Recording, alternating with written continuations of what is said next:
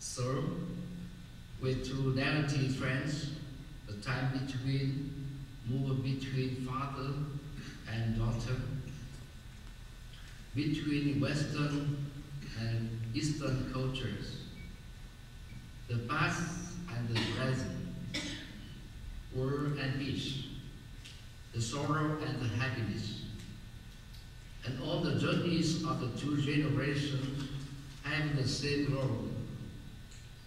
Child both man, his daughter, even his son John, go to Vietnam to find themselves. Reader can realize that the novel by a native Vietnamese veteran, A Fly in the Sorrow of War by Bao has followed after the characters throughout the novel The Time Between by David Burton.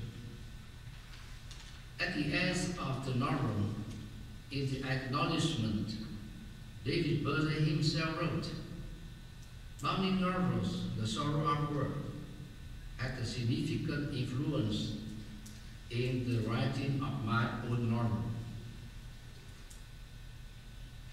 So, from The Sorrow of War to The Time Between, we can see the faculty of excitement from a novel to another one.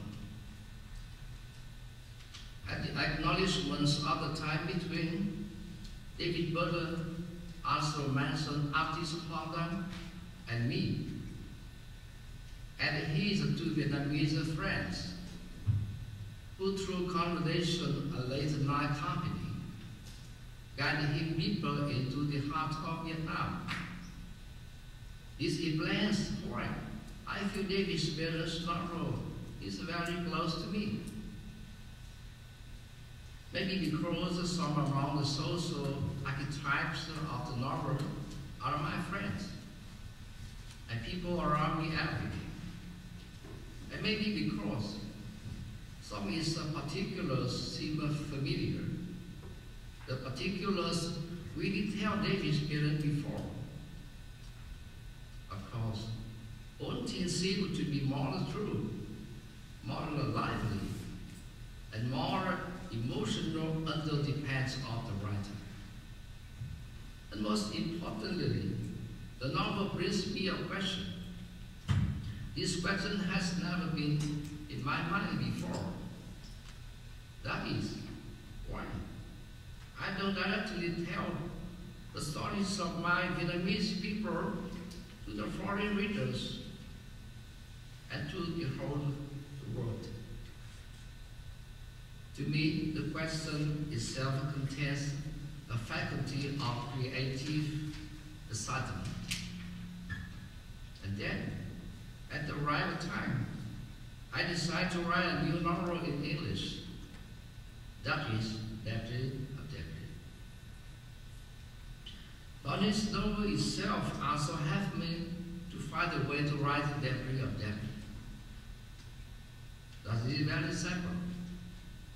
To write about what has not been written in The Sorrow of War. In addition, I asked myself to write what I know like the palm of my hands, and what I myself feel. For this reason, I write a story about the Vietnamese people who was born, grew up in the cities of South Vietnam in wartime, and then still live there after historical event 1975. That very addressed more than 30 million people who are simply absent in Vietnamese contemporary literature from 1975 to now.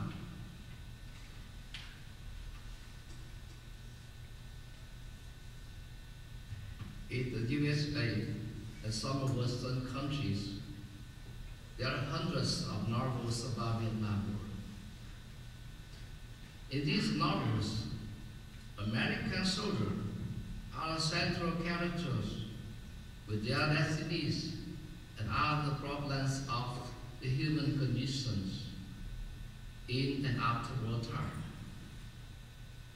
Vietnam literature is the same, with its central characters. Those are not the soldiers, self-awareness, the song parts of common people, especially in the rural and mountainous areas, who supported the revolution. From 1975, a few Vietnamese evacuee writers have written about their immigrant life in America and beyond. Some of their works are directed toward the native country.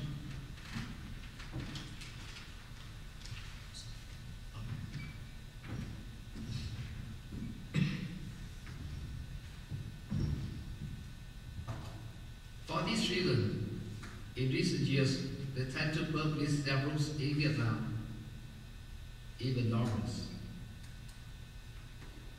And for me, during writing the novel Memory of Benedict, I want to write about the Vietnamese people in the south of Vietnam.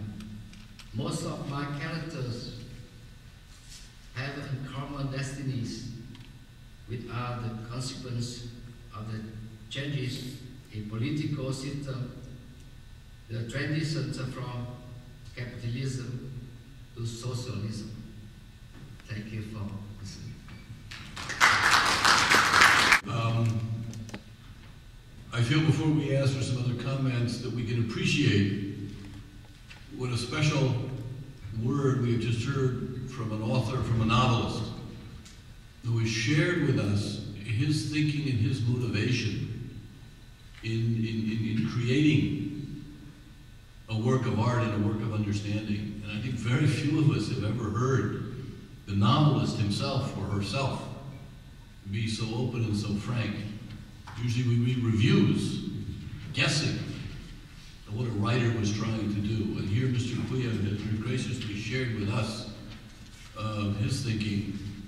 And I would also like to comment before turning the discussion back to Mr. Lian that I think some of us might understand what courage it takes to write about this subject, to write about people who have been politically and culturally sort of ignored and dispossessed. This is not an easy task. And I think it's another reason for us to appreciate the quality of our colleague who has spoken with us tonight. Thank you, Mr. Nguyen.